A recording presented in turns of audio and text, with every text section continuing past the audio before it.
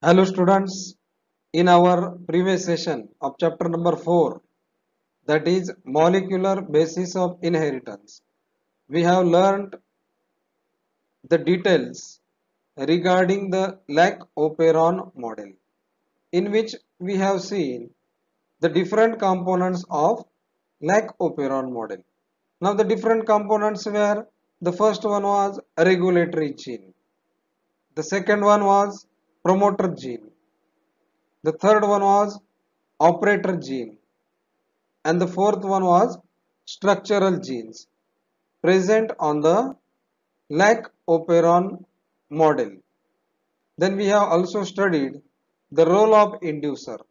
Now inducer, you know that inducer binds to the repressor protein and then starts the process of transcription on the operator side. That means it helps in switching on the operator site, and then when the operator site is switched on, the structural genes will produce messenger RNA by transcription.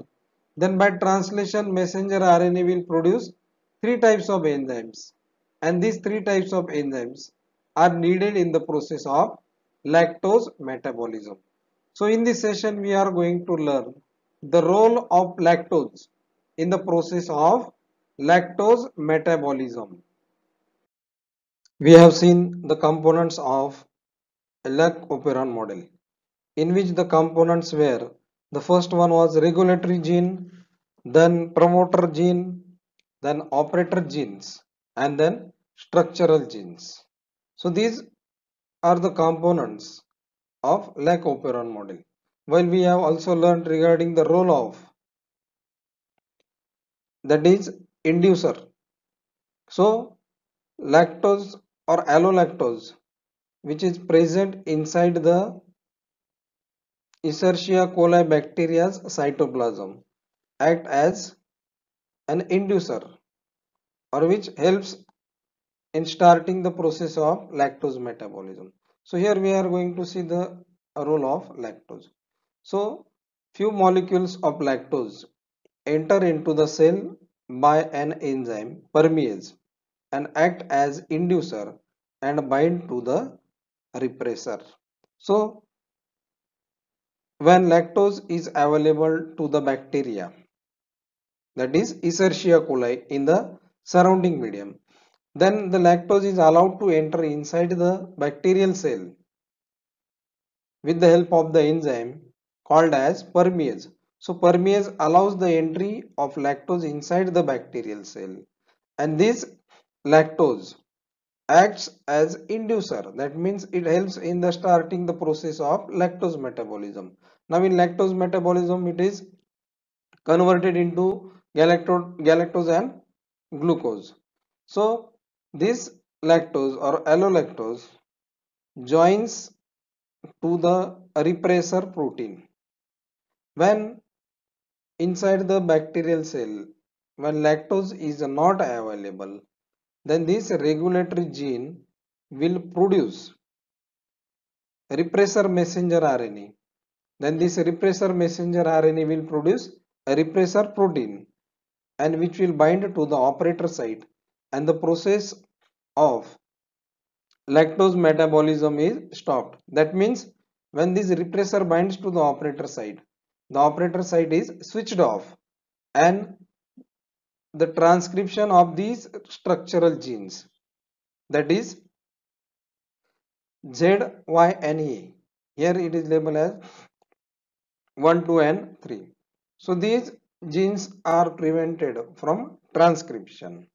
But when lactose enters inside the bacterial cell, then it binds to the repressor protein. That means this allolactose binds to the repressor protein, and this repressor protein is prevented from joining to the operator site, and the operator site is switched on, and then the RNA polymerase joins to the promoter, then it is transferred to the operator, and then this RNA polymerase enzyme is transferred to this, or it moves towards the structural gene. Here we can see the RNA polymerase, and this RNA polymerase will bring the process of transcription. That is, messenger RNA is produced on one of the DNA strand, and it is called as transcription.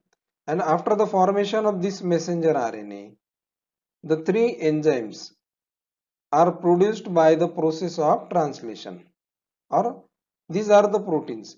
Now the three enzymes are beta galactosidase, then permease and transacetylase. So these three enzymes are produced, that is beta galactosidase, permease and transacetylase are produced. Then this beta galactosidase will convert the lactose, or it will carry the hydrolysis of lactose into glucose and galactose, and then glucose is used as an energy source by the Escherichia coli bacteria. When the structural genes produce all the enzymes, lactose acts as inducer for its own breakdown. So when lactose is available in the cell, it will bind to the repressor and it will carry the process of lactose metabolism by switching on the operator, and it is responsible for its own breakdown. When the inducer level falls, that means when the percentage of this allolactose falls, the operator is blocked again by the repressor, and the structural genes are repressed or inactivated again. So when after the completion of lactose metabolism or use of lactose is carried out, the level of lactose falls down in the cell, and this repressor protein will again become active, and it will join to the operator site. Here we can see it will join to the operator site, and it will block the operator site, and then it will repress the structural genes. That means the structural genes will be prevented from the process of transcription and producing three enzymes by the process of translation. So this phenomenon is called as, it is a negative phenomenon, or it is a negative feedback. So whenever lactose is available to the bacterial cell, the operator site turns on by inactivating the repressor by the joining of the inducer to the repressor protein, and process of lactose metabolism occurs. Lactose metabolism means lactose is converted into glucose and galactose, and this glucose is used by the bacterial cell for gaining energy.